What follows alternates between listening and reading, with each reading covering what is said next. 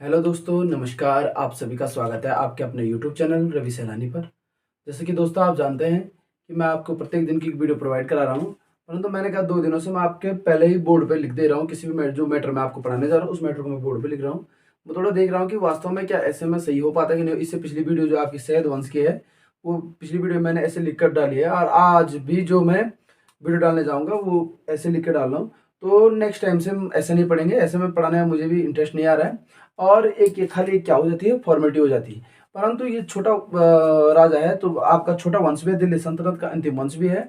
और यहाँ पर जो दिल्ली सल्तनत का जो अंतिम वंश, वो वंश है आपका कौन सा, लोधी वंश। तो इस लोधी वंश के बारे में हम पढ़ने जा रहे हैं। इससे पहले हम दिल्ली सल्तनत के 4 वंश क्या कर चुके हैं, कंप्लीट कर चुके हैं, और 5वां वंश आपका क्या चल रहा है, शुरुआत है। शुरुआत में ही हम पहला शतक आज इसका पढ़कर कंप्लीट कर देंगे, और 2 या 3 दिन में ये तुम्हारा, ये 2 या दिन में ये नेक्स्ट वीडियो में आपका लोधी वंश क्या हो जाएगा, समाप्त हो जाएगा। ठीक है दोस्तों। तो सबसे पहले मैं आपको बताना चाहूंगा कि जो आपका लोधी वंश है, ये दिल्ली सल्तनत का क्या है, अब 5वां वंश। कौन सा वंश है, दिल्ली सल्तनत का 5वां वंश। जिस वंश को जानते हैं हम किस वंश के नाम से, लोधी वंश के नाम से। लोधी वंश का जो टाइम पीरियड रहा वो रहा आपका 1451 से लेकर 1526 ईस्वी तक। आपको पता है कि 1526 में बाबर के साथ इब्राहिम लोधी का क्या होता है, युद्ध होता है, और उसमें पानीपत के प्रथम युद्ध में इब्राहिम लोधी क्या हो जाता है, वीर गति को प्राप्त हो जाता है, और दिल्ली में किसकी सत्ता की नींव पड़ जाती है, मुगल सत्ता की क्या पड़ जाती है, आपकी नींव पड़ जाती है। तो जो आपका लोधी वंश है, लोधी वंश में हमने देखा जो बेहलोल लोधी है, बेहलोल लोधी ने क्या की थी, आपकी लोधी वंश की क्या की थी, स्थापना की थी। परंतु आपको पता होगा जो ये बेहलोल लोधी था, बेहलोल लोधी आपका क्या था, अफगानों की गिलजाई कबीले। कौन सा कबीला, अफगानों की गिलजाई कबीले की महत्वपूर्ण शाखा थी, एक साउखेल। इस साउखेल शाखा से संबंधित था आपका कौन, बेहलोल लोधी। ठीक है दोस्तों। अब जब बेहलोल लोधी इस शाखा से संबंधित था, तो 1451 में इसने क्या की थी, 1451 में इसने दिल्ली में क्या की थी, लोधी वंश की क्या डाल दी थी, आपकी नींव डाल दी थी। किसने, आता है दिल्ली सल्तनत में आपका जो लोधी वंश है, लोधी वंश का संस्थापक कौन है आपका, तो लोधी वंश का संस्थापक है आपका कौन, बेहलोल लोधी। और इस बेहलोल लोधी ने दिल्ली में क्या की थी, आपकी लोधी वंश की स्थापना की थी, और प्रथम अफगान राज्य की क्या की थी, इसने स्थापना की थी, कहां पर, दिल्ली में। ठीक है ना। दिल्ली सल्तनत का क्या रहा है, आपका अंतिम वंश रहा है, आपका कौन सा वंश, लोधी वंश। ठीक है ना।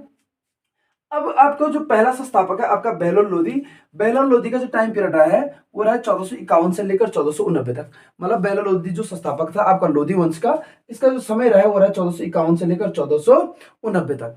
अब 1451 से लेकर 1489 के बीच ये क्या कार्य करता है, कैसे कैसे इसकी रणनीति थी, कैसे कैसे इसके समय प्रशासन था, इसके बारे में अभी आगे पढ़ेंगे। तो आपने देखा कि 19 अप्रैल 1451 को, 19 अप्रैल 1451 में बेहलोल लोधी बेहलोल गाजी के नाम से क्या बैठा, दिल्ली के सिंहासन में बैठा था।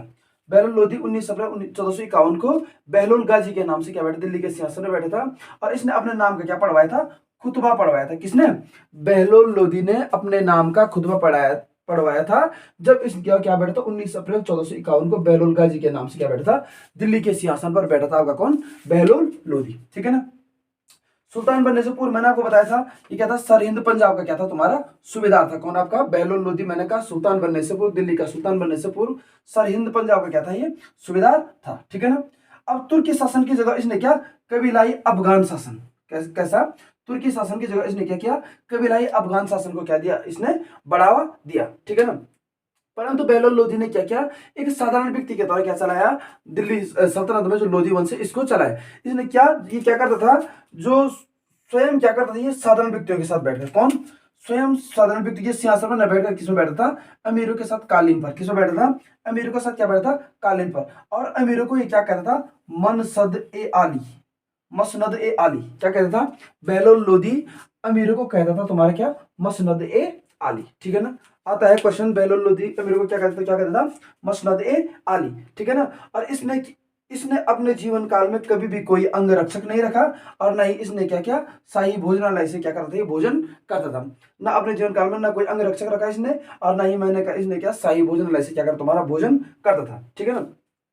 इसके बुलाने पर कहते हैं बड़ी संख्या में क्या हुए थे, अफगान सैनिक क्या हुए थे, इसकी सेना में क्या हुए थे, भर्ती हुए थे। बेहलोल लोधी के बुलाने से मैंने कहा बड़ी संख्या में आपके जो अफगान सैनिक थे वो क्या हुए थे, वहां पर भर्ती हुए थे। ठीक है ना दोस्तों। अब इसने सैनिक अभियान किए, कौन सा अभियान किया इसने, सैनिक अभियान। सैनिक अभियान इसने किसी के खिलाफ किया, सबसे पहला जो सैनिक अभियान किया इसने समल में दरिया खां, साकेत में मुबारक खां, कोल अलीगढ़ में इंसा खां, और मैनपुरी एवं भोगांव में राजा प्रताप सिंह के विरुद्ध इसने क्या किए थे, सफल सैनिक अभियान किए थे। किसने, आपके बहलोल लोधी ने। किसके विरुद्ध किए थे, संभल में दरिया खां, कोल अलीगढ़ में इंसा खां, साकेत में मुबारक खां और मैनपुरी और भोगांव में राणा प्रताप सिंह के विरुद्ध इसने क्या किया था, आपके सफल सैनिक अभियान किए थे आपके किसके, बहलोल लोधी ने। ठीक है ना। परंतु बहलोल लोधी की जो सबसे बड़ी सफलता, कहते हैं इतिहासकार, बहलोल लोधी की सबसे बड़ी सफलता रही है तुम्हारा जौनपुर के शासक हुसैन खां। जब इसने क्या किया था, जौनपुर के शासक हुसैन खां को क्या किया था, हराकर क्या किया था दिल्ली में, इसने जौनपुर को किसमें सम्मिलित किया था, तुम्हारा दिल्ली में। तो इसकी सबसे बड़ी सफलता मानी जाती है, इसने जौनपुर का शासक था तुम्हारा कौन, हुसैन खां। इस हुसैन खां को इसने क्या किया था, पराजित किया था। ठीक है ना। परंतु इसने जैसे जौनपुर के हुसैन खां को पराजित किया और इसको दिल्ली में सम्मिलित किया, तो इसने जौनपुर का शासक अपने पुत्र बारबक शाह को क्या किया था, नियुक्त किया था। किसने, बहलोल लोधी ने। मैंने कहा जौनपुर के शासक हुसैन खां को पराजित करने के पश्चात अपने पुत्र बारबक शाह को वहां का क्या किया था, शासक नियुक्त किया था। परंतु इसकी कीर्ति की पताका इतनी फहराई थी किसने, बहलोल लोधी ने, कि जो तुम्हारे क्या था क्षत्रिय सरदार वगैरह हुआ करते थे, वो इसको देखकर क्या डरने लगे और इसकी अधीनता को क्या किया, उन्होंने स्वीकार किया। यहां तक कि अधीनता ही स्वीकार नहीं, इसके लिए अधीनता स्वीकार के साथ साथ उन्होंने क्या किया, इसको नजराना भी क्या दिया, इसको नजराना भी दिया। किसको, किसकी कीर्ति को देखकर, बहलोल लोधी की कीर्ति को देखकर। मैंने कहा क्षेत्रीय जो सरदार थे उन्होंने क्या किया, क्षेत्रीय सरदार ने क्या किया, बहलोल लोधी की अधीनता को स्वीकार किया और मैंने कहा इसको क्या दिया, नजराना भी दिया। ठीक है ना। इसमें कौन कौन थे, आपके धौलपुर, कालपी और बाड़ी के सरदारों ने, धौलपुर, कालपी और बाड़ी के सरदारों ने, मैंने कहा इसकी अधीनता को स्वीकार भी किया और इसको नजराना भी दिया। अब उससे इंपॉर्टेंट आता है, बहलोल लोधी ने बहलोली नामक क्या चलाया था, चांदी का सिक्का।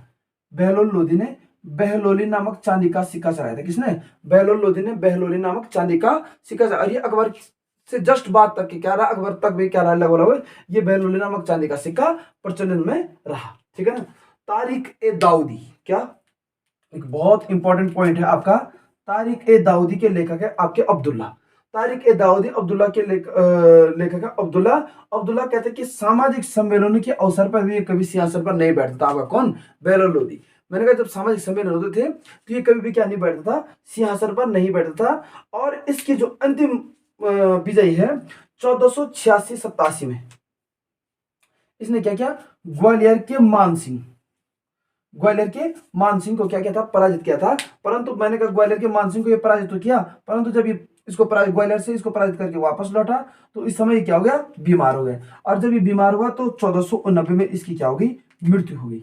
इसकी, बहलोल लोधी की 1489 में आपकी क्या होगी, मृत्यु होगी। ठीक है ना। ये 1489 में बहलोल लोधी की क्या होगी, आपकी मृत्यु होगी। ठीक है ना। तो ये था आपका किसके बारे में, बहलोल लोधी के बारे में। परंतु बहलोल लोधी के दरबार में क्या थे, कुछ हिंदू सरदार भी थे, जिनमें से थे तुम्हारा सरदार राय प्रताप सिंह, राय करण सिंह, राय नरसिंह, राय त्रिलोकचंद और राय दादू। ये सब आपके किसके दरबार में थे, आपके बहलोल लोधी के बारे में। तो ये था दोस्तों तुम्हारे किसके बारे में, दिल्ली सल्तनत का अंतिम राजवंश। मैंने कहा जिसमें आपका लोधी वंश, और लोधी वंश का जो आपका संस्थापक तो वो था बहलोल लोधी, और बहलोल लोधी के बारे में हमने ये पढ़ा। ठीक है ना। अब इसके बाद हम पढ़ने जाएंगे तुम्हारा सिकंदर लोधी और लास्ट पढ़ेंगे तुम्हारा इब्राहिम लोधी। ठीक है। फिर कल मिलते हैं किसी नेक्स्ट टॉपिक के साथ। उससे पहले चैनल को लाइक, शेयर और सब्सक्राइब जरूर करें। Thank you.